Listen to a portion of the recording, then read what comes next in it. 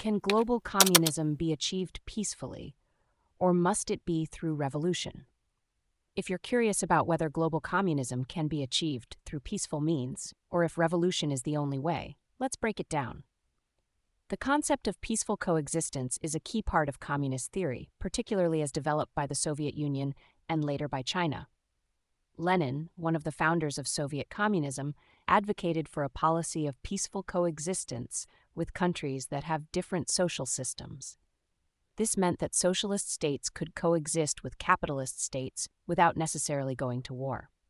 Lenin's idea was that as long as there was a mutual desire to cooperate, a readiness to fulfill commitments, and an observance of the principle of equality and non-interference in internal affairs, peaceful coexistence was possible.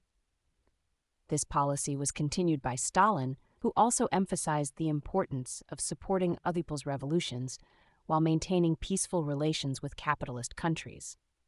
In the 1950s and 1960s, the Soviet Union under Khrushchev solidified this concept further. Khrushchev argued that socialism would eventually triumph over capitalism, not through force, but by example. This meant that instead of advocating for armed insurrections, the Soviet Union focused on demonstrating the superiority of socialism through peaceful means and international cooperation. However, not all communist leaders agreed with this approach. Mao Zedong in China initially rejected the theory of peaceful coexistence, arguing that a belligerent attitude towards capitalist countries was necessary. But even China began to adopt a version of peaceful coexistence in the 1970s, especially after establishing trade relations with the United States. The principle of peaceful coexistence has been widely adopted in international relations. It is reflected in various international agreements and has been supported by the United Nations. The idea is to maintain friendly economic and political relations, promote disarmament, and resolve territorial disputes peacefully. So, can global communism be achieved peacefully? The answer is complex. While the theory of peaceful coexistence suggests that it is possible for socialist and capitalist systems to coexist and even cooperate, historical debates and practices indicate that the path to global communism is not straightforward.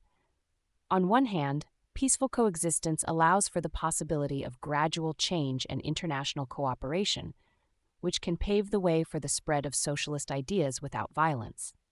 On the other hand, some communist leaders and movements have believed that revolution is necessary to overthrow existing capitalist systems and establish socialist ones.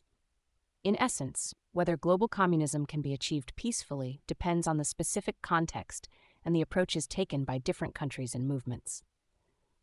While peaceful coexistence offers a viable pathway, the historical and ideological complexities of communism mean that revolution has also been a significant factor in many cases.